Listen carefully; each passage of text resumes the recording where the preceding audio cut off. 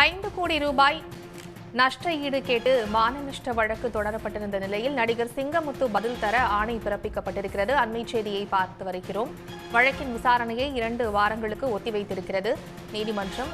YouTube சேனல்களில் அவதூறாக பேசியதற்காக 5 கோடி ரூபாய் மான நஷ்ட ஈடு கேட்டு வடிவேல் தொடர்ந்த வழக்கில் நடிகர் சிங்கமுத்து பதில் தர உயர்நீதிமன்றம் பிறப்பித்திருக்கிறது. கூடுதல் விவரங்களை பார்க்கலாம். நடிகர் சிங்கமுத்து தரப்பு கோரிக்கையை ஏற்று சென்னை உயர்நீதிமன்றம் இந்த உத்தரவை பிறப்பித்திருக்கிறது. வழக்கின் விசாரணையை 2 வாரங்களுக்கு ஒத்திவைத்தது சென்னை உயர்நீதிமன்றம்.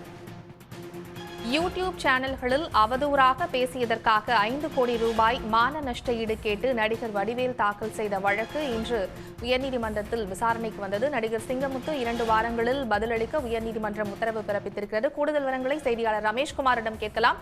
ரமேஷ்குமார், கூடுதல் விவரங்களை பதிவு செய்யுங்க.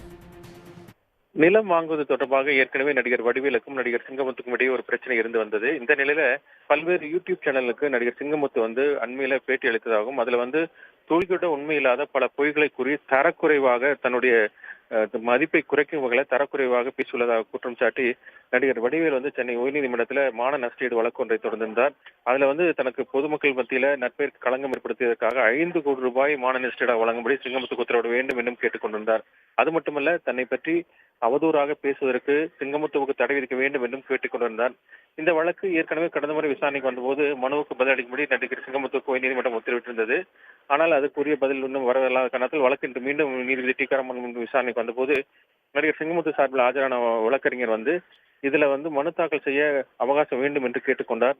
அதாவது பதில் மனு தாக்கல் செய்ய அவகாசம் கேட்டுக்கொண்டார். இதையடுத்து நீதிபதி அதை ஏற்றுக்கொண்டு பதில் மனு தாக்கல் செய்ய 2 வாரங்கள் கால அவகாசம் வழங்கி விசாரணையை 2 வாரத்துக்கு ஒத்திவைத்திருக்கிறார். தகவல்களுக்கு நன்றி ரமேஷ்குமார். உடனுக்குடன் செய்திகளை தெரிந்து கொள்ள சன் நியூஸ் பெல் ஐகானை கிளிக் பண்ணுங்க.